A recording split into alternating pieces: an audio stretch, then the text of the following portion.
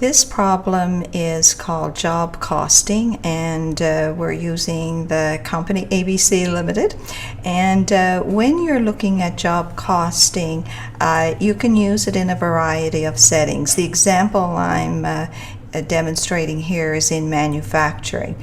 The same technique could also be used, for example, in construction. So if you have, say, a local contractor here in Halifax, that contractor may have bid to do a job over at Dalhousie, and he may have bid to do one here at St. Mary's.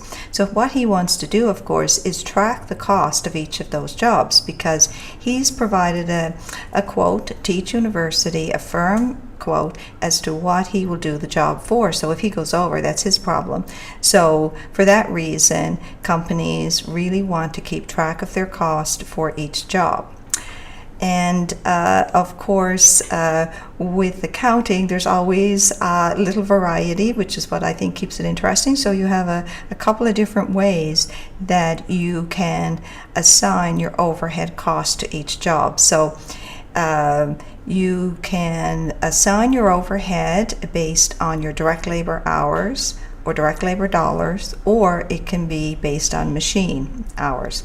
So typically what you'd find is an organization that's more automated, relies on machinery more than people, would be more likely to use machine hours, whereas a company that's more labor intensive, requires more people to actually do the work, then they're more likely to be using direct labor hours or direct labor dollars. So the first thing first example that I'm going to do is look at developing the cost of a job, but using your overhead rate based on your direct labor hours.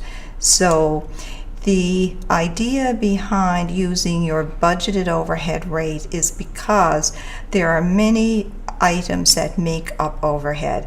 So some items are pretty much the same month to month, but others may only be incurred once a year.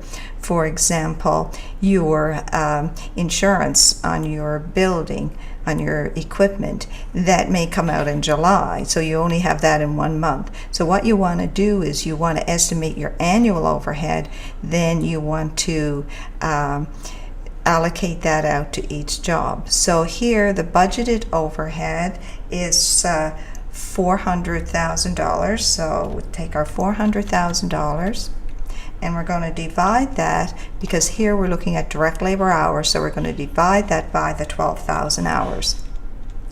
So that gives us an overhead rate of $33 per hour.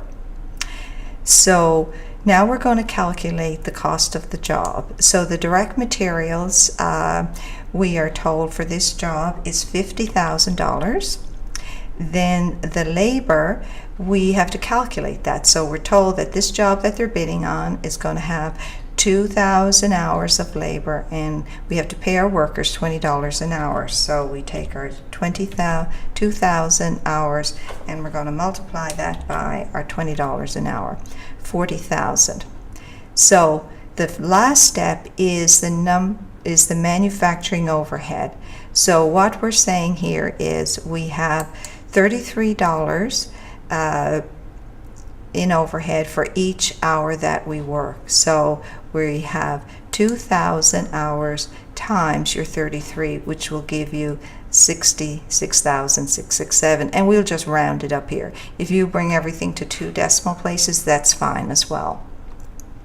So that's the total cost for the job using your manufacturing overhead based on direct labor hours. Now we want to look at how this affects the price that you're going to charge. So say, for instance, you were bidding on this job, so you know it's going to cost you $156,667 to do that work, and you want to get a markup of 25% on cost. So you take your 156,667, you multiply it by 1.25, and that will give you 203,667. So that's what you would bid on the job if you were basing your overhead on direct labor hours. So that concludes the presentation on calculating overhead based on direct labor hours.